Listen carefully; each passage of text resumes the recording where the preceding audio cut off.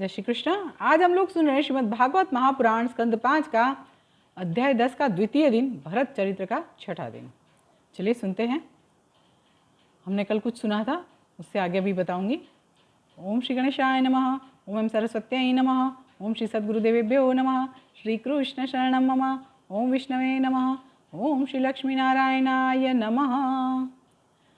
कल हमने सुना था कि भरत जी जो हैं किसी जीव जंतु को नुकसान नहीं हो, कष्ट नहीं हो, उसी तरह से चल रहे थे पालकी को उठाकर। उसमें पालकी जो है ऊंची नीची हो रही थी और राजा रहुगण जो हैं वो गुस्सा हो रहे थे। उससे आगे जब राजा रहुगण जो है वो क्रोध से भर गए और उनका ब्रह्म तेज जो था एकदम साक्षात अग्नि की तरह उनके मुंह पे दिख रहा था।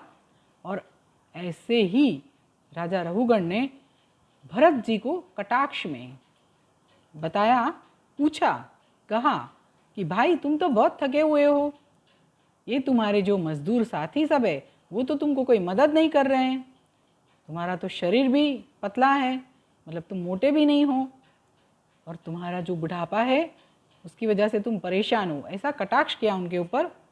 और ऐसा कटाक्ष करने के बावजूद भी, सुनने के बावजूद भी भरत जी चलते रहे।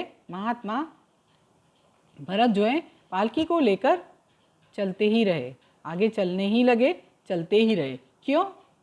क्योंकि वो ब्रह्मरूप हो चुके थे और जिसकी वजह से उनको कोई क्या बोलता है उससे तकलीफ खुशी कुछ भी नहीं हो रहा था।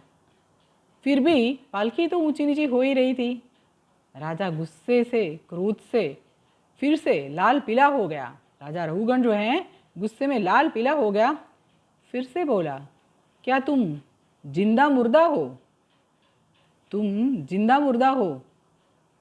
तुम मेरी आज्ञा का उल्लंघन, अवगणना क्यों करते हो? तुमको दंड देना बहुत जरूरी है।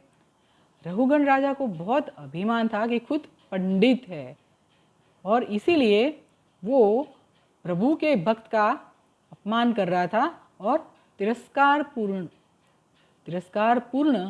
और तिरस्कार पूर्वक वचन बोल रहा था कि भाई तुम तो पतले हो, तुमसे उठाई नहीं जा रही है, तुमको मजदूर जो तुम्हारे साथी मजदूर है मदद नहीं कर रहे हैं, तुम जिंदा मुर्दा हो क्या? और क्यों तुम मेरी आज्ञा का उल्लंघन करते हो? ये सब अपने अभिमान की वजह से वो भरत जी को बोल रहे थे। आज यहाँ तक, इससे आगे हम लोग कल सुनेंगे। सुनते रहें, शेयर करते रहें, और अभी तक आपने मेरा YouTube चैनल सब्सक्राइब नहीं किया है तो प्लीज़ सब्सक्राइब भी कर दीजिए। जय श्री कृष्ण।